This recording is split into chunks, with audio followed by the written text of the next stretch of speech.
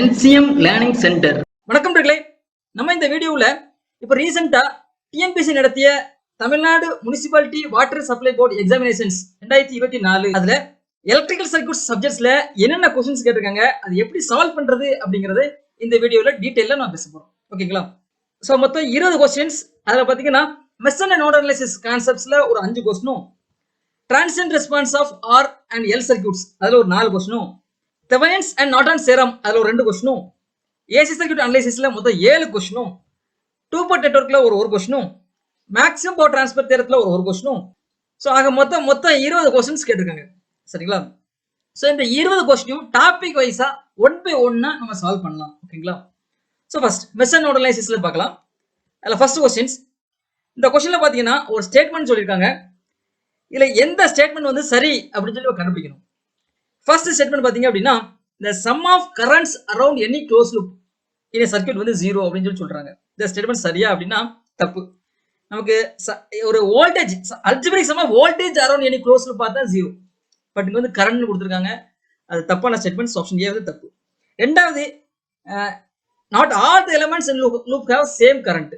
அப்படி இருக்கும். சில நேரங்களில் சேம் கரண்ட் இருக்கும், சில நேரங்களில் சேம் கரண்ட் இல்லாம கூட இருக்கலாம். அது அந்த லூப்ல ரெசன்ஸ் வேல்யூ பொறுத்து இருக்கும். ஸோ அதனால இந்த ஸ்டேட்மெண்ட் தப்பான ஸ்டேட்மெண்ட். மூணாவது, எல்லா எலமெண்ட்டும் சேம் வோல்டேஜ் டிராப் இருக்காது, சில நேரம் இருக்கலாம். சரிங்களா? ஸோ அதனால இந்த ஸ்டேட்மெண்ட்டும் தப்பான ஸ்டேட்மெண்ட். அடுத்து நாலாவது ஸ்டேட்மெண்ட் பார்த்தோம்னா, number of equations formed depends upon the number of independent loop. இது வந்து சரியான ஸ்டேட்மெண்ட். ஒரு மெஷர் அனாலிசிஸ்ல வந்து ஈக்குவேஷன்ஸ் நம்ம ஃபார்ம் பண்றோம். அந்த ஈக்குவேஷன்ஸ் எத்தனை ஈக்குவேஷன்ஸ் ஃபார்ம் பண்ணணும்னா, நமக்கு எத்தனை இண்டிபெண்டன்ட் லூப்ஸ் இருக்கோ அத்தனை ஈக்குவேஷன்ஸ் ஃபார்ம் பண்ணணும். ஃபார்ம் பண்ணாதான் நம்ம அந்த வேரியபிள்ஸ் கண்டுபிடிக்க முடியும். ஸோ இது மெஷர் அனாலிசிஸ்ல கேட்ட கொஸ்டின்ஸ். அடுத்து ரெண்டாவது கொஸ்டின்ஸ். இந்த கொஸ்டின்ல பாத்தீங்கன்னா மெஷர் அனாலிசிஸ் உடைய பிரைமரி லிமிடேஷன்ஸ் வந்து என்ன அப்படின்னு சொல்லி கேட்டிருக்காங்க. சரியா? ஸோ இதோட லிமிடேஷன்ஸ், மெஷர் அனாலிசிஸ்ல லிமிடேஷன்ஸ் பார்த்தோம் அப்படின்னா, மெஷர் அனாலிசிஸ் வந்து not suitable for a circuit with have நான் லீனியர் எலமெண்ட்ஸ். நான் லீனியர் எலமெண்ட்ஸ்ல இதெல்லாம் பாத்தீங்கன்னா இண்டக்டிவ் அண்ட் கெபாசிட்டிவ். இது நான் லீனியர் எலமெண்ட்ஸ். அப்போ மெஷர் அனாலிசிஸ் வந்து இண்டக்டர் கெபாசிட்டிவ் யூஸ் பண்ண முடியாதா அப்படின்னா யூஸ் பண்ணலாம். அதை வந்து இம்பிடன்ஸ், அது ஒரு ரெசிஸ்டன்ஸை நம்ம கன்சிடர் பண்ணி நம்ம வந்து அதை எடுத்துக்கலாம். அது டைரக்டா ரியாக்டன்ஸ் எடுத்து செய்ய முடியாது. ஸோ இப்போ நமக்கு லிமிடேஷன்ஸ், மெஷர் அனாலிசிஸ் லிமிடேஷன்ஸ் பார்த்தோம்னா ரியாக்டிவ் எலமெண்ட் இருக்கிறது தான். ஆப்ஷன் ஏ வந்து கரெக்ட் ஆன்சர்ஸ். ஓகேவா? அடுத்து மூணாவது questions. Number of independent equations ஒரு நெட்வொர்க்ல வந்து எப்படி இருக்கும் அப்படின்னு சொல்லி கேட்குறாங்க. So number of independent equations பார்த்தோம் அப்படின்னா number of links or chords, அதுதான் கரெக்ட். ஆப்ஷன் பி வந்து ஒரு கரெக்டான ஸ்டேட்மெண்ட். இதுக்கான ஜஸ்டிஃபிகேஷன்ஸ் என்ன அப்படின்னா, நமக்கு தெரியும் number of chords or link அந்த ஃபார்முலா பாத்தீங்கன்னா L is equal to B minus N plus 1. அதாவது Lங்கிற number of links, number of independent equation சொல்லிக்கலாம். Number of independent equations equal number of link. Okay. Bங்கிறது நம்பர் ஆஃப் பிரான்ச்சஸ், Nங்கிறது number of nodes. ஓகேவா? இதான் formula. இது எப்படி வந்துச்சு அப்படின்னா, ஸோ ஒரு சர்க்யூட்ஸ் எடுத்துக்கிடுவோம். சரியா? ஒரு சர்க்யூட்ஸ் எடுத்துக்கிடுவோம். இந்த சர்க்யூட்ஸ்ல ஃபர்ஸ்ட் நம்பர் ஆஃப் நோட்ஸ் எத்தனை இருக்கு அப்படின்னு பார்த்தோம்னா, நம்பர் ஆஃப் நோட்ஸ் பார்த்தீங்கன்னா இது ஒரு note N1, N2, N3, N4. இது வந்து கிரவுண்ட் நோட். ஸோ டோட்டலா 4 நம்பர் ஆஃப் நோட்ஸ் இருக்கு. ஸோ நம்பர் ஆஃப் நோட் வந்து 4. இந்த சர்க்யூட்ஸை பொறுத்தவரையில நம்பர் ஆஃப் நோட் 4. அடுத்து பிரான்ச்சஸ் பார்க்குறேன். பிரான்ச்சஸ் பார்த்தீங்கன்னா பார்த்தோன்னே இந்த ஒவ்வொரு எலமெண்ட்டும் ஒரு பிரான்ச்சஸ்ல இருக்கு. B1, B2, B3, B4, B5, B6. So 6 branches இருக்கு. மொத்தம் இந்த நெட்வொர்க்ல வந்து 6 branches. So B is equal to 6. ஓகேவா? ட்ரீங்கிறது என்ன அப்படின்னா, ட்ரீங்க தெரிஞ்சுக்கணும். ட்ரீங்கிறது என்னன்னா, இந்த நோடு ஒவ்வொரு நோடையும் கனெக்ட் பண்ணக்கூடிய ஒரு பாத், அதுதான் ட்ரீ. ஆனா அந்த ட்ரீயோட கண்டிஷன்ஸ் என்னன்னா, ஏதாவது ஒரு நோட்ல ஸ்டார்ட் ஆகணும், இன்னொரு நோட்ல எண்ட் ஆகணும், ஒரு லூப்பா ஃபார்ம் பண்ணக்கூடாது, ஒரு பாத்தா இருக்கணும். அதுதான் கண்டிஷன்ஸ். இதுதான் டெஃபினிஷன், ஒரு ட்ரீயோட டெஃபினிஷன்ஸ். அப்போ இந்த சர்க்யூட்டை பொறுத்தவரையில பாத்தீங்கன்னா இதுதான் ட்ரீ. ஏன்னா இந்த நோட ஸ்டார்ட் ஆகி எல்லா நோடையும் கனெக்ட் பண்ணிட்டு ஜாயின் பண்ணிட்டு பட் லூப்பை ஃபார்ம் பண்ணல. அப்போ இதான் ஒரு ட்ரீ. ஓகே. இப்போ பிரான்ச்சஸ் இந்த ட்ரீ, இந்த ட்ரீல என்னென்ன பிரான்ச்சஸ் இருக்கோ அதை என்ன சொல்லுவாங்க, ட்ரிக்ஸ் அப்படின்னு சொல்லுவாங்க. அப்படின்னா ட்ரீ பிரான்ச்சஸ் அப்படின்னு சொல்றாங்க. சரியா? ட்ரீ பிரான்ச்சஸ் ஆர் ட்ரிக்ஸ் அப்படின்னா என்ன அப்படின்னா இந்த ட்ரீல இருக்கக்கூடிய பிரான்ச்சஸ். அப்போ இதுல பாத்தீங்கன்னா இதெல்லாம் இருக்கு B1, B2, P3, இந்த 3 பிரான்ச்சஸ் இருக்கு. அப்போ twigs, number of twigs are number of tree branches எடுத்துட்டோம் அப்படின்னா 3. சரியா? இதுக்கான ஃபார்முலா பாத்தீங்க அப்படின்னா T is equal to N-1. Nங்கிறது 4, 4 minus 1 3 கிடைச்சிச்சு. அப்போ நம்பர் ஆஃப் டிக்ஸ் அப்படின்னு கேட்டாங்க அப்படின்னா நீங்க சொல்லணும் N-1. Nங்கிறது நம்பர் ஆஃப் நோட். ஸோ இப்போ நம்பர் ஆஃப் நோட் 4 இருந்ததுன்னா டிக்ஸ் வந்து 3. அப்படின்னு எழுதலாம். Twigs meaning tree branches. ஓகேவா? அடுத்து கோட்ரி பிரான்ச்சஸ் அப்படின்னு என்ன அப்படின்னா, cotree branches or link or chords அப்படின்னு என்னன்னா, இந்த மொத்த பிரான்ச்ல ட்ரீ பிரான்ச் இல்லாம இருக்கக்கூடிய ரிமைனிங் பிரான்ச்சஸ், அதுதான் cotree branch or link or chords. புரியுதா? கார்ட்ஸ்னா என்ன, லிங்க்னா என்ன, கோட்ரி பிரான்ச் ரெண்டு மூணுமே சேம் தான். Cotree branch or link or chords, இது மூணுமே ஒரே நேம். ஒரு நெட்வொர்க் இருக்கு, அதுல மொத்த பிரான்ச்ல அந்த ட்ரீ பிரான்ச்சஸை கழிச்சு ரிமைனிங் உள்ள பிரான்ச்சஸ் அது எல்லாமே cotree branch or link. So இது எப்படி எழுதலாம்? L is equal to link, number of links is equal to number of coterie branches is equal to total branches minus number of ticks, number of tree branches. எழுதிக்கலாமா? அப்போ tree பிரான்ச்சஸ்னா என்ன, கோட்ரி பிரான்ச்சஸ்னா என்னன்னு புரிஞ்சுக்க முடியுதா? கோட்ரி பிரான்ச்சஸ்ங்கிறது என்னன்னா, மொத்த ஒரு நெட்வொர்க்ல பிரான்ச்சஸ் இருக்கு, மொத்த பிரான்ச்சஸ் இருக்கு, அதுல ட்ரீ பிரான்ச்சஸ் கழிச்சிட்டு மீதி உள்ள பிரான்ச்சஸ் எல்லாமே cotree branch or chords or link. புரிஞ்சுக்க முடியுதா? இதான் ஃபார்முலா. ஸோ இதை பிரிச்சு நமக்கு என்ன கிடைக்கும்? L is equal to b minus n plus 1 கிடைக்கும். அப்போ இங்க எடுத்துட்டு இங்க பாத்தீங்கன்னா நம்பர் ஆஃப் பிரான்ச்சஸ் வந்து 6. ஓகே, நம்பர் ஆஃப் நோட் வந்து 4. அப்போ என்ன வரும் நமக்கு? 6 minus n, 6 minus 4 2 plus 1 3 கிடைச்சதா? அப்போ நம்பர் ஆஃப் லிங்க் வந்து 3. இந்த பிரான்ச்ல வந்து இந்த நெட்வொர்க்கு வந்து நம்பர் ஆஃப் லிங்க் வந்து 3. அப்போ நம்பர் ஆஃப் ஈக்குவேஷன்ஸ், இந்த ஈக்குவேஷன்ஸ் ஃபார்ம் பண்றது எவ்வளவு ஈக்குவேஷன் ஃபார்ம் பண்ண முடியும்னா 3 ஈக்குவேஷன்ஸ் ஃபார்ம் பண்ண முடியும். மெஷ் அனலைசிஸ் எழுதணும் 1 2 3, நோடல் அனலைசிஸ் எடுத்தா 1 2 3, மூணு ஈக்குவேஷன்ஸ் ஃபார்ம் பண்ணணும். இதுதான் கான்செப்ட்ஸ். ஸோ இதுல B4 B5 B6 இதெல்லாம் கார்ட்ஸ், அது கோட்ரி பிரான்ச். ஓகே, அடுத்து 4th கொஸ்டின்ஸ். நோட்ஸ் பிரான்ச்சஸ் இதை வந்து ரெப்ரசன்ட் பண்ணக்கூடிய கிராஃப் எது அப்படின்னு சொல்லி கேட்குறாங்க. சரியா? நமக்கு அட்மிட்டன்ஸ் மேட்ரிக்ஸ்னா என்ன, வோல்டேஜ் மேட்ரிக்ஸ் என்னன்னு தெரியும்.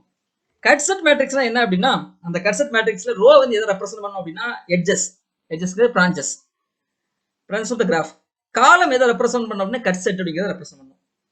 நமக்கு வேண்டியது நோட்ஸும் பிரான்ச்சஸும் வேணும், அதை ரெப்ரசன்ட் பண்ணல. கட்செட் மேட்ரிக்ஸ்க்கு தப்பான ஒரு ஆன்சர்ஸ். அடுத்து இன்சிடென்ஸ் மேட்ரிக்ஸ் எடுத்துருவோம். இன்சிடென்ஸ் மேட்ரிக்ஸ்ங்கிறது என்னன்னா, ரோவை என்ன ரெப்ரசன்ட் பண்ணா நோடு, அந்த வெர்டெக்ஸ் சொல்லுவாங்க, அதை ரெப்ரசன்ட் பண்ணணும். காலம் ரெப்ரசன்ட் பண்றது எட்ஜஸ் பிரான்ச்சஸ். இதுதான் நமக்கு கேட்டிருக்காங்க. ஸோ அப்போ அவங்க ஆன்சர்ஸ் வந்து இன்சிடென்ட் மேட்ரிக்ஸ் தான் கரெக்ட். நமக்கு அட்மிட்டன்ஸ் மேட்ரிக்ஸ்ங்க தெரியும், அந்த நெட்வொர்க்ல உள்ள ஒவ்வொரு பிரான்ச் அட்மிட்டன்ஸ் வேல்யூ அதை ரெப்ரசன்ட் பண்றது அட்மிட்டன்ஸ் மேட்ரிக்ஸ். வோல்டேஜ் மேட்ரிக்ஸ் என்னன்னா, வோல்டேஜ் டிஸ்ட்ரிபியூஷன் அக்ராஸ் நெட்வொர்க்கை ரெப்ரசன்ட் பண்றது வோல்டேஜ் மேட்ரிக்ஸ். ஸோ இப்போ எடுத்த உடனே ஆப்ஷன் பி டி வந்து தப்புன்னு ஆன்சர் பண்ணிடலாம். நமக்கு ஒன்னு கட்செட் மேட்ரிக்ஸா இருக்கும், அப்படி இல்லை இன்சிடென்ட் மேட்ரிக்ஸ் என்ன ரெண்டுல ஏதாவது இருக்க போகுது. ஆனா கட்செட் மேட்ரிக்ஸ் என்னன்னு தெரிஞ்சிச்சு, அது தப்பான ஆன்சர்ஸ். ஏன்னா காலம் ரெப்ரசன்ஸ் கட்செட். அப்போ இன்சிடென்ட் மேட்ரிக்ஸ் தான் நமக்கு நோடையும் பிரான்ச்சையும் ரெப்ரசன்ட் பண்ணும். ஆப்ஷன் சி வந்து கரெக்ட் ஆன்சர்ஸ். ஓகேவா? Okay, good. அடுத்து 5th கொஸ்டின்ஸ். இதுல பாத்தீங்க அப்படின்னா ஒரு சர்க்யூட்ஸ் கொடுத்தாங்க. இதுல நம்ம என்ன கண்டுபிடிக்கணும், current flow through the 2 ohm resistance கண்டுபிடிக்கணும். ஓகேவா? நீங்க மெஷ் அனலைசிஸ் யூஸ் பண்ணலாம், இல்ல நோடல் அனலைசிஸ் யூஸ் பண்ணலாம், இதெல்லாம் யூஸ் பண்ணிக்கோங்க. இப்போ நம்ம இதுல இருந்து மெஷ் அனலைசிஸ் யூஸ் பண்ணுவோம். ஓகேவா? சோ அப்ப என்ன பண்றேன், மெஷ் அனலைசிஸ் நான் லூப் கரண்ட் அசைன் பண்றேன். இந்த லூப் கரண்ட் I1 எடுத்துக்கிறேன், இந்த லூப் கரண்ட் I2 I3, மொத்தம் 3 independent loop. So 3 current I1 I2 I3. அப்போ இதுல வந்து மொத்தம் 3 ஈக்குவேஷன்ஸ் தேவைப்படுது. சோ ஃபர்ஸ்ட் நான் என்ன பண்றேன், KVL அப்ளை பண்றேன். ஒவ்வொரு லூப்ல KVL அப்ளை பண்றேன். ஃபர்ஸ்ட் நான் வந்து மெஷ் 1 2 3 1 பை 1 அப்ளை பண்றேன். ஃபர்ஸ்ட் ஈக்குவேஷன்ஸ், ஃபர்ஸ்ட் மெஷ்க்கு நான் KVL அப்ளை பண்றேன். அப்ளை பண்ணும்போது எனக்கு என்ன வருதுமே கிடைக்கும். ரொம்ப சிம்பிள், இது சிம்பிளான சர்க்யூட்ஸ். ஒரு டிபெண்டன்ட் சோர்ஸே இல்ல, டேட்டா எழுதிடலாம். இதுல பாத்தீங்கன்னா ஃபர்ஸ்ட் மெஷ்ல உள்ள எல்லா ரெசிஸ்டன்ஸ் ஆட் பண்றோம். சோ 4 + 8 12 மைனஸ் 1க்கும் 2க்கும் இடையில, ஒன்னாவது மெஷ்க்கும் ரெண்டாவது மெஷ்க்கு இடையில உள்ள வேல்யூஸ்க்கு நெகட்டிவ் வேல்யூ. சோ 8 -8 போட்டாச்சு. அடுத்து 1க்கும் 3க்கும் இடையில உள்ள நெகட்டிவ் வேல்யூ. சோ 4 -4 போட்டாச்சு. Is equal to voltage source 10 இருக்கு, சட்டன் டேரக்டா நம்ம ஈக்குவேஷன் சரியலாம். KVL கூட அப்ளை பண்ண தேவையில்லை, ஏன்னா சிம்பிள் நெட்வொர்க்ங்கிறதால. அடுத்து ரெண்டாவது இந்த நெட்வொர்க் I1 2க்கும் 1க்கும் இடையில உள்ள நெகட்டிவ் வேல்யூ. இப்போ 8 -8 கிடைச்சிருது. 2 2. அப்போ ரெண்டாவது மெஷ்ல உள்ள எல்லா வேல்யூ ஆட் பண்றேன். 8 + 2 10 + 6 16 கிடைச்சிருது. அடுத்து 2க்கும் 3க்கும் இடைப்பட்ட ரெசிஸ்டன்ஸ் 2 -2 நெகட்டிவ் வேல்யூ போடணும். ஓகேவா? இது செகண்ட் ஈக்குவேஷன் கிடைச்சது. அடுத்து தேர்ட் 3க்கும் 1க்கும் இடையில உள்ள வேல்யூ -4. அடுத்து 3க்கும் 2க்கும் இடையில உள்ள மைனஸ் வேல்யூ -2.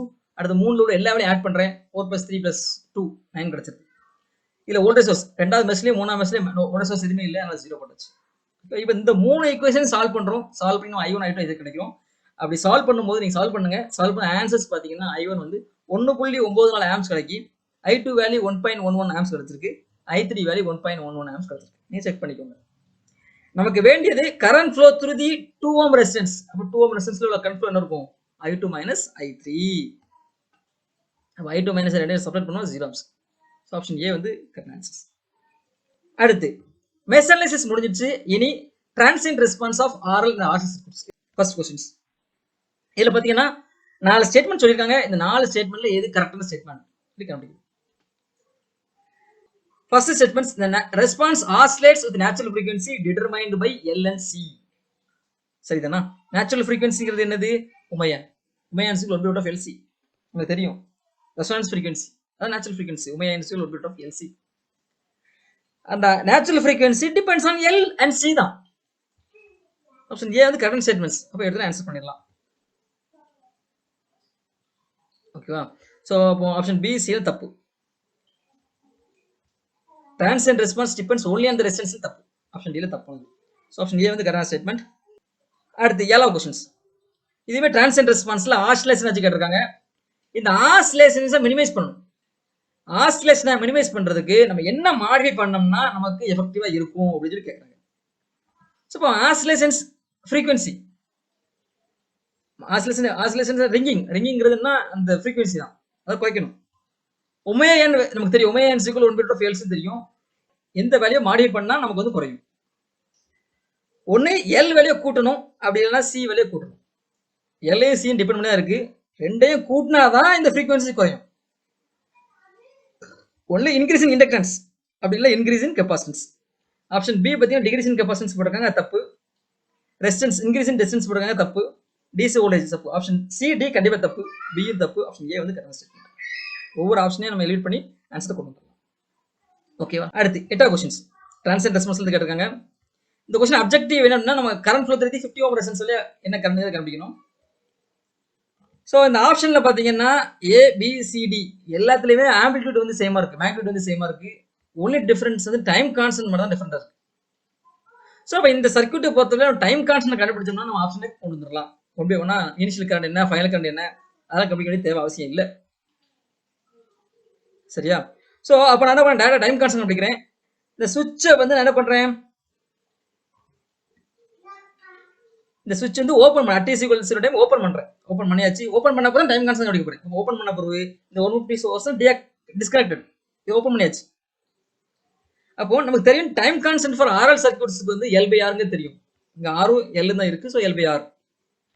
டோட்டல் ரெசிஸ்டன்ஸ் வழியா கண்டுபிடிக்கிறேன். இத டிஸ்கனெக்ட் பண்ண பிறகு டோட்டல் R பாத்தீங்கன்னா இது 10 ஓம், 20 ஓம், 50 ஓம் மூணுமே சீரிஸ். ஏன்னா இந்த சுவிட்ச் வச்சு ஓபன் பண்ணியாச்சு. இப்போ இந்த மூணுமே சீரிஸ். அப்போ டோட்டல் ரெசிஸ்டன்ஸ் வேல்யூ பாத்தீங்க அப்படின்னா என்ன வரும், 50 + 20 + 10 அப்போ 80 ஓம்ஸ் வரும். L வேல்யூ 0.5 ஹென்றி கொடுத்தாச்சு. அப்போ டைம் கான்ஸ்டன்ட் டவு = L/R அந்த ஃபார்முலா போட்டோம்னா 1/160 எனக்கு கிடைக்கும். ஏன்னா L value 0.5 means 1/2, R value 80. So 1/160 கிடைக்கும். e power - t/τ டவுக்கு பதிலா 1/160. அப்ப எனக்கு என்ன வரும், e power -160 t கிடைக்கும். ஆப்ஷன் டி வந்து கரெக்ட் ஆன்சர்ஸ். ஏன்னா டவு வந்து 1/160. புரிஞ்சுக்க முடியுதா? Right, okay. அடுத்து 9வது क्वेश्चंस. அதாவது டிரான்சியன்ட் ரெஸ்பான்ஸ்ல 4வது क्वेश्चंस, கடைசி क्वेश्चंस டிரான்சியன்ட் ரெஸ்பான்ஸ்ல. இந்த क्वेश्चन என்ன கேட்டிருக்காங்க அப்படின்னா, இண்டக்டர் கெபாசிட்டி நான் ஸ்வாப் பண்றேன், அந்த பொசிஷன்ல இருந்து இன்னொரு மாத்துறேன். அப்ப என்ன நடக்கும் கேக்குறாங்க. ஒரு RLC சீரிஸ் சர்க்யூட்ஸ் இருக்கு. L வேல்யூ C வேல்யூ அந்த பொசிஷனை மட்டும் மாத்துறேன். அப்ப என்ன ஆகும், ஒண்ணும் மாற போறது இல்ல. சர்க்யூட்ஸ்ல எந்த சேஞ்சஸும் இருக்காது. நமக்கு தெரியும் அந்த டேம்பிங் சேஞ்ச் ஆகுறது, டேம்பிங் ஃபேக்டர், நேச்சுரல் ஃப்ரீக்வன்சி இதெல்லாம் சேஞ்ச் ஆகுறது எதை பொறுத்து இருக்கும் அப்படின்னா அந்த resistance value, inductance value, capacitance value பொறுத்து இருக்கும். அந்த பொசிஷனை பொறுத்து இருக்காது. சரியா? சோ இங்க வந்து மேக்னிட்யூட் வந்து R L C மூணுமே சேம். அப்போ சேமா இருக்கறதால டைம் கான்ஸ்டன்ட் மாற போறது இல்ல, செட்டிங் டைம் மாற போறது இல்ல, டைமிங் ஃபேக்டர் மாற போறது கிடையாது. ஏன்னா டைம் கான்ஸ்டன்ட் வந்து L/R தான். L வந்து அதே L தான் இருக்க போது, மேக்னிட்யூட் அதே மேக்னிட்யூட் தான், மாற போறது இல்ல. R அதே மேக்னிட்யூட் தான். அப்போ டைம் கான்ஸ்டன்ட் மாற போறது இல்ல. இப்போ ஸ்டேட்மெண்ட் ஏ வந்து கரெக்டான ஸ்டேட்மெண்ட். பி ஸ்டேட்மெண்ட் பாருங்க, the circuit will become critically damped. எப்படி கிரிட்டிக்கல் டேம்ப் வேல்யூ மாத்தல, R value L value C value மாத்தல, என்ன டேம்பிங்ல இருக்கோ அதே டேம்பிங்ல இருக்க போகுது. ஸ்வாப் பண்ண உடனே கிரிட்டிக்கல் டேம்ப் மாறாது. சோ பி ஸ்டேட்மெண்ட் தப்பு, சியும் தப்பு தான், டியும் தப்பு தான். ஓகே, ஆப்ஷன் ஏ தான் கரெக்ட். ஓகே, அடுத்து 10வது क्वेश्चंस. தெவெனின்ஸ் அண்ட் நார்டன்ஸ் இடத்துல ஓகே என்ன கேட்டிருக்காங்க அப்படின்னா, நார்டன்ஸ் இடத்துல இந்த கரண்ட் IN நார்டன்ஸ் கரண்ட் அது எப்படி கால்குலேட் பண்றாங்க?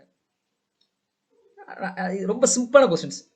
ஷார்ட் சர்க்யூட்ஸ், இந்த லோட ஷார்ட் சர்க்யூட் பண்ணி அதுல ஃபுல்லா கரண்ட் வச்சு அதான் Norton's current. So short circuit current தான் நாடான்ஸ் கரண்ட். டி வந்து கரெக்ட் ஆன்சர்ஸ். இது பார்த்தோம் ஆன்சர் பண்ணிக்கலாம்.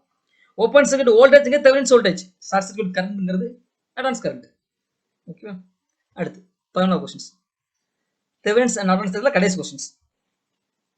எப்போ வந்து தெவெனின்ஸ் தேரத்தை விட நாடான்ஸ் தேரம் வந்து பெஸ்ட்? மேக்ஸிமம் தெவெனின்ஸ் தேரம் தான் யூஸ் பண்றோம். பட் நாடான்ஸ் தேரம் ஒரு கேஸ்ல பெஸ்டா இருக்கு. எப்போ இருக்கும் அப்படின்னா, லோடு வந்து நான் லீனியரா லோடா இருந்ததுன்னா நாடான்ஸ் தேரம் பெஸ்ட். நல்லா கவனிச்சுக்கோங்க. நாடான்ஸ் தேரம் எப்போ பெஸ்ட்னா, லோடு வந்து நான் லீனியர் லோடு, ரெசிஸ்ட் லோடு இல்லாம இண்டக்டிவ் கெப்பாசிட்டி லோடு ஏதாவது இருந்துச்சுன்னா அந்த கேஸுக்கு வந்து நாடான்ஸ் தேரம் வந்து பெஸ்டா இருக்கும். ஆப்ஷன் சி வந்து கரெக்ட் ஆன்சர்ஸ். ஓகேவா? அடுத்து ஏசி சர்க்யூட் அனாலிசிஸ்ல ஒரு 7 கொஸ்டின்ஸ் ஒன் பை ஒன்னா பார்க்கலாம். ஃபர்ஸ்ட் கொஸ்டின்ஸ், அதாவது 12 கொஸ்டின்ஸ். டூ ஃபேஸ் சிஸ்டத்துல ஃபேஸ் ஆங்கிள் டிஃபரன்ஸ் வந்து எவ்வளவு இருக்கும்? அந்த ரெண்டு ஃபேஸ்க்கு இடைப்பட்ட உள்ள ஃபேஸ் ஆங்கிள் டிஃபரன்ஸ் எவ்வளவு இருக்கும்?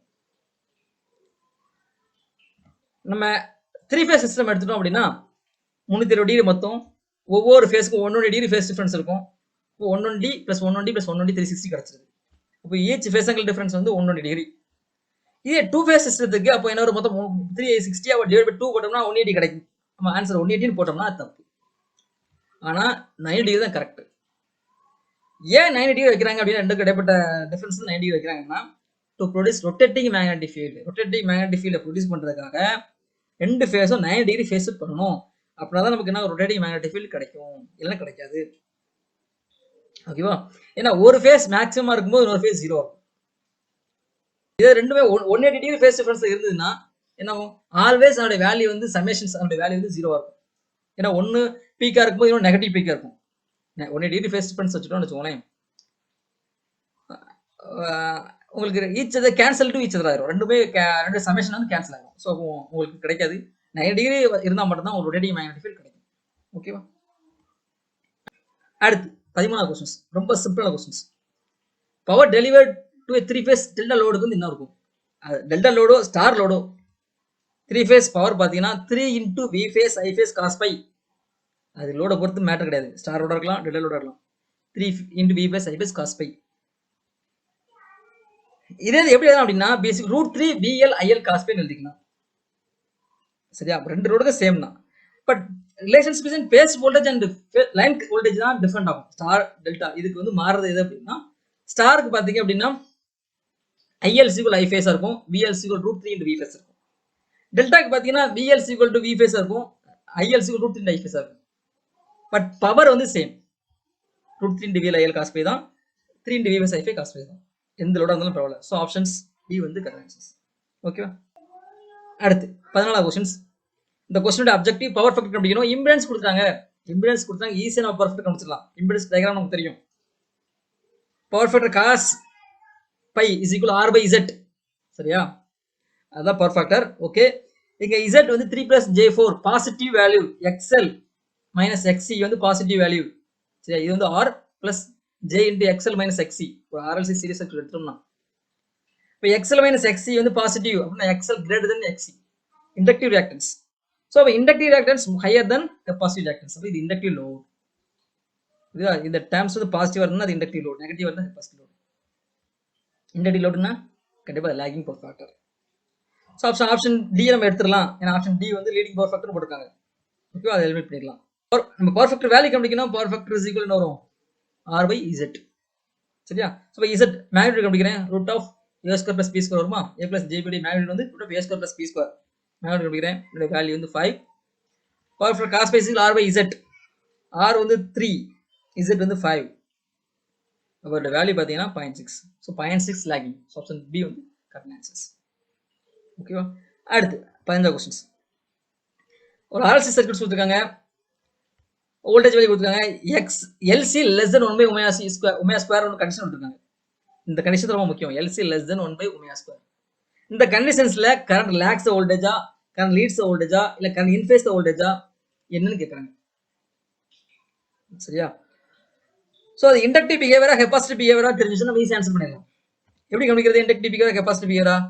இந்த ஈக்குவேஷனை நான் என்ன பண்றேன் அப்படின்னா அதை பிரிச்சுக்கிறேன். L/ω/ωc பிரிச்சுக்கிறேன். L/ω என்னது? XL. XL = JωL. XL என்னதா? 1/ωc XC magnitude. இப்போ XL < XC. XC வேல்யூ அதிகமா இருக்கு, XL வேல்யூ கம்மியா இருக்கு. எக்ஸ் வேல்யூ அதிகமாக இருக்கிறதுனால இது கெப்பாசிட்டிவ் லோட். இப்போ எக்ஸில் மைனஸ் எக்ஸ் நெகட்டிவ் இருக்குமா, இது capacitive load nature. Capacitive nature என்ன இருக்கும், current leads applied voltage. Option B வந்து கரெக்ட் ஆன்சர்ஸ். ஓகேவா. அடுத்து 16 கொஸ்டின்ஸ். நம்ம அவரேஜ் பவர் கண்டுபிடிக்கணும். ஒரு ஏசி சர்க்யூட்ஸ் ஒரு ரெசிஸ்டிவ் லோட் இருக்கக்கூடியதுக்கு அவரேஜ் பவர் எப்படி கண்டுபிடிக்கிறது. Average power dissipated by the ரெசிஸ்டர்னு பாத்தீங்க அப்படின்னா I square RMS into R. இதே average power dissipated by the இண்டக்டர்னு கேட்டீங்கன்னா 0. Average power dissipated by the capacitor 0 value. But average power dissipated by the resistors மட்டும்னா P average I square RMS into R. RMS value வரும். சரியா. அப்போ இந்த current, இந்த மாதிரி current if current I of t is equal to I RMS 1 cos omega t plus pi 1 I RMS 2 cos omega t plus pi 2 இந்த மாதிரி போயிட்டு இருந்ததுன்னா IRMSங்கிறது என்ன வரும் அப்படின்னா ரூட் ஆஃப் ஒவ்வொருடைய IRMS square, root of IRMS 1 square plus IRMS 2 square plus IRMS 3 square அப்படி போயிட்டே இருக்கும். இதுதான் ஃபார்முலா. சரியா. அப்போ இந்த ஒவ்வொரு டேமுக்கும் RMS வேல்யூ கண்டுபிடிக்கணும். இந்த ஃபர்ஸ்ட் இது பார்த்தீங்கன்னா 3ங்கிறது 3 DC signals, DC source, DC value. டிசியா இருந்ததுன்னா அவரேஜ் வேல்யூ சேம் தான், RMS வேல்யூ சேம் தான். ஸோ அப்போ RMS வேல்யூ IRMS 1 பார்த்தீங்கன்னா 3, ஏன்னா இது ஒரு DC வேல்யூ, சைனும் இல்லை கொசைனும் இல்லை. ஓகே. IRMS 1 முடிஞ்சிச்சு. IRMS 2 இது பார்த்தீங்கன்னா ஒரு சினுசைடல் சிக்னல்ஸ், காஸ் சிக்னல்ஸ். அப்போ என்ன வரும், IRMS IM by root 2, IRMS equal IM by root 2, IM value 2 by root 2, IM by root 2 அடைச்சிடும். அடுத்து IRMS 3 இதுக்கு பார்க்குறேன், IM by root 2, IRMS equal to IM by root 2. So இங்கே IM வேல்யூ 2 into root 2 தெரிஞ்சு போச்சு. So அப்போ என்ன வரும், 2 root 2 by root 2 போட்டோம்னா என்ன வரும், 2 கிடைச்சிடும். அப்போ IRMS 1 தெரிஞ்சிச்சு, 2 தெரிஞ்சிச்சு, 3 தெரிஞ்சிச்சு. இந்த வேல்யூ நான் இந்த ஃபார்முலா சப்ஸ்டிட் பண்ணுறேன். அப்போ IRMS equal to root of 3 square plus 2 square plus 2 square போட்டோம்னா எனக்கு என்ன கிடைக்கும், root of 17 கிடைக்கும். RMS வேல்யூ தெரிஞ்சிச்சு. R வேல்யூ 2 ohms கொடுத்துட்டாங்க, சப்ஸ்டிட் பண்ணுறேன். P அவரேஜ் பார்த்தீங்கன்னா என்ன வரும், ஏன்னா root of 17 the whole square போட்டு 17 கிடைச்சுமா, 17 into 34 watts. So option C வந்து கரெக்ட் ஆன்சர்ஸ். ஓகேவா. அடுத்து 14 கொஸ்டின்ஸ். ஏசி சர்க்யூட் அனாலிசிஸ்ல இந்த ஸ்டார் பார்த்தீங்கன்னா கெப்பாசிட்டன்ஸ் கொடுத்துருக்காங்க, இந்த இண்டக்டன்ஸ் பார்த்தீங்கன்னா டெல்டா கொடுத்துருக்காங்க. நம்மளோட அப்ஜெக்டிவ் என்ன அப்படின்னா இந்த கெப்பாசிட்டன்ஸ் வேல்யூ கண்டுபிடிக்கணும். அந்த டைம்ல லைன் கரண்ட் ஆர் 0. நம்ம ஏசி சர்க்யூட் அனாலிசிஸ்ல வந்து ஒரு கான்செப்ட் டிஸ்கஸ் பண்ணிருக்கோம். பார்ட் 3 ஆர் பார்ட் 4ல பார்த்தீங்கன்னா புரியும். நீங்க அந்த வீடியோ கொஞ்சம் ரெஃபர் பண்ணுங்க. சரியா. லைன் கரண்ட் 0 இருக்கும்போது கெப்பாசிட்டன்ஸ் வேல்யூ எப்படி கண்டுபிடிக்கிறது, பவர் ஃபேக்டர் யூனிட்டியா இருக்கும்போது கெப்பாசிட்டன்ஸ் வேல்யூ எப்படி கண்டுபிடிக்கிறது. சரியா. அது ஒரு 2 கான்செப்ட்ஸ் இருக்கு. அதுக்கான அந்த வீடியோக்கான லிங்க் வேணா இந்த வீடியோ டிஸ்கிரிப்ஷன்ல கொடுக்குறேன், நீங்க ரெஃபர் பண்ணிக்கோங்க. ஓகே. இப்போ எப்படி செய்யறது அப்படின்னா லைன் கரண்ட் 0 இருக்கும்போது கெப்பாசிட்டன்ஸ் வேல்யூ கண்டுபிடிக்கணும். எப்போ லைன் கரண்ட் 0 இருக்கும், லைன் இம்பிடன்ஸ் வந்து இன்ஃபினிட்டா இருக்கும்போது லைன் கரண்ட் 0. அப்போ நான் என்ன பண்ணணும் அப்படின்னா லைன் இம்பிடன்ஸ் கண்டுபிடிக்கணும்.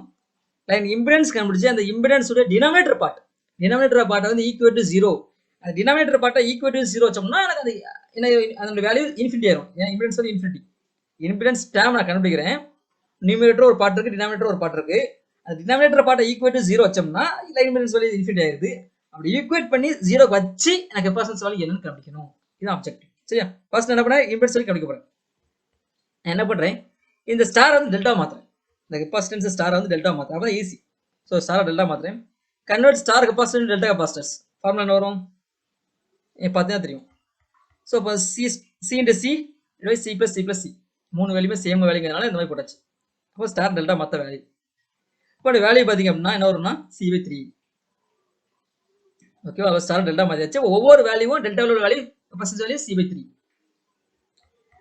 இந்த C டேஷ் வேல்யூ என்ன இருக்குன்னா அதுக்கப்புறம் டெல்டா மாற்றின பிறகு இந்த எல் வேல்யூ இந்த C டேஷ் வேல்யூ பேரலா இருக்கும். சரியா. இந்த எல் வேல்யூ சி வேல்யூ பேர், ஏன்னா இந்த ஸ்டார் டெல்டா மாத்தியாச்சு. அப்போ இந்த எல் வேல்யூ சி வேல்யூ பேரலா இருக்கும். சரியா. ஒவ்வொரு லைன்லையும் இண்டக்டர் கெப்பாசிட்டர் பேரலல். ஸோ இப்போ இண்டக்டர் கெப்பாசிட்டர் பேரலா ஃபார்முலா வரும். Parallel formula R1 R2 by R1 R2. Impedance value இங்கே XL XC 2 இருக்கு. பேரலுக்குள்ள ஃபார்முலா இந்த 2 பேரலா தான் வரும். R1 R2 by R1 R2 formula போடுறோம்ல. So R equal value. So அதே மாதிரி Z equal to XL into XC by XL plus XC. Parallel formula. 2 resistance சீரிஸ்ல இருந்ததுன்னா சம்மேஷன்ஸ், பேரல்ல இருந்து இந்த ஃபார்முலா. ஓகேவா. அப்போ இப்போ நான் டினாமினேட்டர் பார்ட்டுங்க பாத்தீங்க அப்படின்னா XL plus XC. Denominator part XL is equal to XC னா 0 ன்னு ஈக்குவேட் பண்ணோம்னா எனக்கு இம்பிடன்ஸ் வேல்யூ இன்ஃபினிட்டி ஆயிடும். அப்போ கரண்ட் வேல்யூ 0 ஆயிடும். ஓகே. அப்போ XL plus XC equal to 0 வச்சோம்னா XL is equal minus XC னா கிடைச்சிடும். ரைட்டா. அப்போ இந்த XL is equal minus XCங்கிற கண்டிஷன்ஸ்ல என்ன கெப்பாசிட்டன்ஸ் வேல்யூ கண்டுபிடிக்கணும், அதான் matter. XL is equal minus XC இருக்கும்போது impedance value infinity, impedance value infinite current 0. O by XL value J omega L, XC value 1 by J omega C. ஓகேவா? அப்போ 1 by J ங்கிறது minus J. 1 by J minus J minus minus plus ஆயிருது, J cancel ஆயிரும். So இப்போ நான் subject பண்ணுற omega அப்போ 2 pi F. இங்கே வந்து ஃப்ரீக்வன்சி வந்து எஃப்ல கொடுத்துருக்காங்க 50 ஹெர்ட்ஸ். ஸோ இப்போ ஒமேகா = 2 பை எஃப் வருமா? So 2 pi F value 50, L value வந்து 10 மில்லியன் கொடுத்துருக்காங்க. ஒமேகா 2 பை ஃப்ரீக்வன்சி 50, இந்த சீடஸ் வேல்யூ. சரி, சீடஸ் தான் பேரலல் வித் எல். ஓகே, சீடஸ் வேல்யூ எல் சப்ஜெக்ட் பண்ணுறாங்க, இந்த மாதிரி கிடச்சிருக்கு. இதை சிம்பிளே பண்ணி சீடஸ் வேல்யூ கண்டுபிடிக்கிறேன். அப்போ சீடஸ் வேல்யூ எனக்கு இந்த மாதிரி கிடச்சிருக்கு. இது ஃபைனல் ஆன்சர்ஸ் 0.00101. நமக்கு என்ன வேணும்? சி வேணும். C dash is equal to C by 3. C என்ன வரும்? C is equal to 3C dash. C is equal to 3C dash. இந்த வேலையை சப்ஜெக்ட் பண்றேன். பண்ணுமா எனக்கு C வேல்யூ 0.00303. ஸோ இப்போ 3.03 மில்லி ஃபேரட் எனக்கு கிடைக்கும். ஆப்ஷன் பி வந்து கரெக்ட். ஓகேவா? இதே சேம் கொஸ்டின்ஸ் பார்த்தீங்கன்னா கேட் 2016 ட்ரிபிள்ல கேட்டிருக்காங்க. ஓகேவா? அதனால கேட் கொஸ்டின் கொஞ்சம் சால்வ் பண்ணி ப்ராக்டிஸ் பண்ணோம்னா இந்த டிஎன்பிஎஸ்சி எக்ஸாமினேஷன்ஸ்க்கு கொஞ்சம் ஈஸியாக இருக்கும். ஓகே, அடுத்து 12வது கொஸ்டின்ஸ் ஏசி சர்க்யூட் அனாலிசிஸ் கேட்டிருக்காங்க. இந்த கொஸ்டின் அப்ஜெக்டிவ் பாத்தீங்க அப்படின்னா the ratio of current IA, IB, IC value என்னவா இருக்கும் கேட்காங்க. இதுல ஏ ஃபேஸ்ல பாத்தீங்க அப்படின்னா எந்த ஒரு எலமெண்ட்டுமே இல்ல. ஏ ஃபேஸ்ல எந்த எலமெண்ட்டுமே இல்ல. ஸோ ஏ ஃபேஸ்ல கரண்ட் வந்து √3 டைம்ஸ் அதிகமா இருக்கும். பார்த்து ஆன்சர் பண்ணிடலாம். இது பிங்கிறது ஆப்ஷன் பிங்கிறது கரெக்டான ஆன்சர்ஸ். ஏன்னா ஏ பேஸ்ல தான் எந்த எலமெண்ட்டுமே இல்ல, அங்க அது √3 டைம்ஸ் இருக்கும். பார்த்து ஆன்சர் பண்ணிடலாம். இதெல்லாம் பார்த்து ஆன்சர் பண்ணணும். சரியா? இருந்தாலும் ஜஸ்டிஃபிகேஷன்ஸ் பாத்தீங்க அப்படின்னா ஒரு பேலன்ஸ் 3 ஃபேஸ் சிஸ்டம் எடுத்துக்கிறேன். இந்த ஃபேஸை வந்து விஏபின்னு எடுத்துக்கிறேன், இந்த விபிசின்னு எடுத்துக்கிறேன். ஓகேவா? ஸோ விஏபின்னு பார்த்தீங்கன்னா விங்கிறது மேக்னிடியூட் ஆங்கிள் 0 டிகிரி. ஏன்னா 3 ஃபேஸ் இருக்கு, ஒவ்வொரு ஃபேஸும் 1 degree phase difference. So V angle 0 degree. அடுத்து விபிசி பார்த்தீங்க அப்படின்னா வி ஆங்கிள் -1 டிகிரி. ஏன்னா ஒவ்வொன்றுக்கும் 1 டிகிரி ஃபேஸ் டிஃபரன்ஸ். அடுத்து விசிஏ பார்த்தீங்க அப்படின்னா -240. இது காமனான பேசிக்கான பேலன்ஸ் 3 ஃபேஸ் சிஸ்டத்தில் உள்ளது. ஓகே, இப்போ நான் வந்து பேலன்ஸ் 3 ஃபேஸ் சிஸ்டம் தெரியும். இதில் கிர்ச்சாஃப் கரண்ட்ல அப்ளை பண்ணோம் அப்படின்னா IA plus IB plus IC is equal to 0. Sum of incoming current is equal to outgoing current. இங்க outgoing current இல்ல, நியூட்ரல் கிடையாது. ஸோ எல்லாமே 0. ஓகே, இப்போ நான் IA வேல்யூ கண்டுபிடிக்கணும். ஸோ இந்த ஈக்குவேஷன்ல இருந்து IA is equal என்ன வரும்னா minus of IB plus IC. IB IC தெரிஞ்சிச்சுன்னா நம்ம என்ன பண்ணிடலாம்? IA வேல்யூ கண்டுபிடிச்சிடலாம். ஸோ IB பார்த்தீங்கன்னா என்ன வரும்? IB வந்து இந்த B பேஸ்ல இருந்தா கண்டு போகுது. So VBA by R1. இந்த resistance value R1. So VBA by R1. VBA என்ன கொடுத்துருக்காங்க? இது எப்படி VBA எப்படி எழுதலாம்? மைனஸ் VAB எழுதலாம். VBA மைனஸ் VAB எழுதலாம். மைனஸ் VAB R1 எழுதிக்கலாம். ஸோ இதை எப்படி எழுதலாம்? VAB is equal to V angle 0 டிகிரியா? So V angle 0 degree minus V angle 0 degree R1 போட்டுக்கலாம். மைனஸ் இருக்கிறதுனால இது எப்படி எழுதலாம்? 180 டிகிரி ஆட் பண்ணலாம். ஏன்னா 180 டிகிரி ஆட் பண்ணாதான் நமக்கு ஆப்போசிட்ல இருக்கும். 180 டிகிரி 0, 180 டிகிரி ஆப்போசிட். ஸோ அப்போ இதை பாசிட்டிவ் ஆக்கணும் அப்படின்னா 180 டிகிரி ஆட் பண்ணணும். ஸோ V angle 180 டிகிரி இது ரெண்டும் ஈக்குவல் தான். Minus V angle 0 டிகிரியும் V angle 180 same. சரியா? ஓகே, இப்படி எழுதிக்கலாம். என்னோட மேக்னிடியூட் பார்த்தீங்கன்னா V by R1. Okay, IB உடைய வேல்யூ மேக்னிடியூட் வந்து V by R1. அடுத்து IC கம்பிக்கிறேன். IC வந்து இங்க C ல இருந்து ஆரம்பிக்கு. So VCA by R1. சரியா? A ல இருந்து வந்துச்சுன்னா ACன்னு போடணும். ஆனால் இங்க C ல இருந்து கண்டு போறதுனால VCAன்னு போடணும். Voltage VC minus VA. VCங்கிறது என்ன அர்த்தம்? VC minus VA. ஹை நோட்ல இருந்து நோடு தான் கரண்ட் ஃப்ளோ இருக்கும். So VC minus VA. So VCA. ஓகேவா? இதை மாற்றி VACன்னு போடக்கூடாது. ஏன் VACன்னு போடக்கூடாது? Current flow from C to A. So VCA. ஓகேவா? VCA value V angle of -240 தெரியும். சப்ஜெக்ட் பண்ணுறேன். ஸோ இதனுடைய மேக்னிடியூட் பார்த்தீங்க அப்படின்னா ஐசியோட மேக்னிடியூட் பார்த்தீங்கன்னா V by R1. இந்த ரெண்டு வேல்யூ நான் சப்ஜெக்ட் பண்ணுறேன். அப்போ என்ன வரும்? I is equal to minus of IB value, இந்த வேல்யூ V by R1 180. என்னோட value V by R1 angle -240. So இதை V by R1 வெளியே எடுத்துருந்தேன். V by R1 எடுத்தோம்னா என்ன கிடைக்கும்? 1 by 180 plus 1 by -240. ஸோ இதை சிம்பிளை பண்ணுறேன். இதை எப்படி சிம்பிளை பண்ணலாம்? ஆங்கிள் இருக்கு. So cos 180 plus J sin 180 எழுதலாம். இது வந்து cos -240 plus J sin -240 போடலாம். அதோட value cos 180 value cos n pi is equal to -1, J sin pi 0, இது 0.5 கிடைக்கும். இது √3/2 கிடைக்கும். ஸோ உங்களுக்கு சிம்பிளை பண்ணீங்கன்னா உங்களுக்கு இந்த மாதிரி கிடைக்கும். ஸோ இதனுடைய மேக்னிடியூட் பார்த்தீங்கன்னா √3 into V by R1. சரி, அப்போ 3 மேக்னிடியூட் கொடுத்துருக்காங்க. IA, IB, IC இந்த 3 ரேஷியோ எடுத்தோம்னா என்ன வரும்?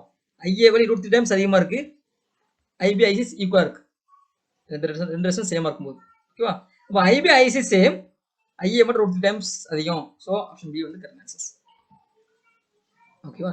எந்த பிரான்ச்சில் வந்து ரெசிஸ்டிவ் எலமெண்ட் இருக்கோ அந்த பிரான்ச்சில் இல்லாமல் இருக்கோ அதில் வந்து கரண்ட் வந்து √3 டைம்ஸ் அதிகமாக இருக்கும். அதான் கான்செப்ட்ஸ். அடுத்து 2-part நெட்வொர்க்ல 2-part நெட்வொர்க் எக்ஸாம்பிள்ஸ் கேட்டிருக்காங்க. Filters, transformer, power transmission line, அது ஆல் த அபோவ்னு கொடுத்துருக்காங்க. ஃபில்டர்ஸும் ஒரு 2-part நெட்வொர்க் எக்ஸாம்பிள்ஸ் தான். டிரான்ஸ்ஃபார்மரும் எக்ஸாம்பிள்ஸ், பவர் டிரான்ஸ்மிஷன் லைனும் 2-part network examples. So all of the above correct. Option D வந்து கரெக்ட். ஓகேவா? அடுத்து ஃபைனல் கொஸ்டின்ஸ் மேக்ஸிமம் பவர் இடத்துல கேட்டிருக்காங்க. லார்ஜஸ்ட் பாசிபிள் மேக்ஸிமம் பவர் கொண்டு வரணும். அப்ப நம்ம என்ன பண்ணுவோம்னா சோர்ஸ் இம்பிடன்ஸையும் லோடட் இம்பிடன்ஸையும் ஈக்குவல் பண்ணுவோம். அது பேர் என்ன பேருன்னு கேட்காங்க. அந்த அட்ஜஸ்ட்மெண்ட் பேர் என்ன பேருன்னு கேட்காங்க. இம்பிடன்ஸ் பேலன்சிங்கா, இம்பிடன்ஸ் நியூட்ரலைசேஷனா, இம்பிடன்ஸ் மேட்சிங்கா, இல்ல எதுவுமே கிடையாதான் கேட்கறாங்க. Impedance matching. இம்பிடன்ஸ் மேட்சிங்கிறது என்ன அப்படின்னா சோர்ஸ் உடைய இம்பிடன்ஸையும் லோடோட இம்பிடன்ஸும் மேட்ச் பண்ணுவோம். அப்படி மேட்ச் பண்ணா நமக்கு மேக்ஸிமம் பவர் டிரான்ஸ்ஃபர் ஆகும். அதான் கண்டிஷன். சரியா? Impedance matching. இம்பிடன்ஸ் மேட்சிங்கா டிரான்ஸ்ஃபார்மர்லாம் யூஸ் பண்ணுவாங்க. சரியா? ஸோ சோர்ஸ் உடைய இம்பிடன்ஸையும் லோடட் இம்பிடன்ஸையும் மேட்ச் பண்றதுக்கு என்ன பேர்? Impedance matching. ஆப்ஷன் சி வந்து கரெக்ட். ஓகேவா? ஸோ எல்லா கொஸ்டின் டிஸ்கஸ் பண்ணியாச்சு. இந்த டிஸ்கஸ் பண்ண கொஸ்டின்ல உங்களுக்கு ஏதாவது டவுட் இருந்ததுன்னா நீங்க போஸ்ட் பண்ணுங்க. வாட்ஸ்அப் குரூப் இருக்கு, அதில் போஸ்ட் பண்ணுங்க. இந்த வீடியோ கமெண்ட் பாக்ஸ்ல நீங்க கமெண்ட் பண்ணலாம். ஓகேங்களா? ஓகே, கண்டினியூஸா நம்ம சேனலை வாட்ச் பண்ணுங்க. டெஃபினட்டா ஒரு நல்ல நாலேஜ் கிடைக்கும். எக்ஸாமினேஷன்ஸ்ல ஒரு நல்ல ஸ்கோர் எடுக்க முடியும். ஓகேங்களா? குட். தேங்க்யூ. தேங்க்ஸ் ஃபார் வாட்சிங். Click the subscribe button and hit the bell icon for notification. Like, comment and share.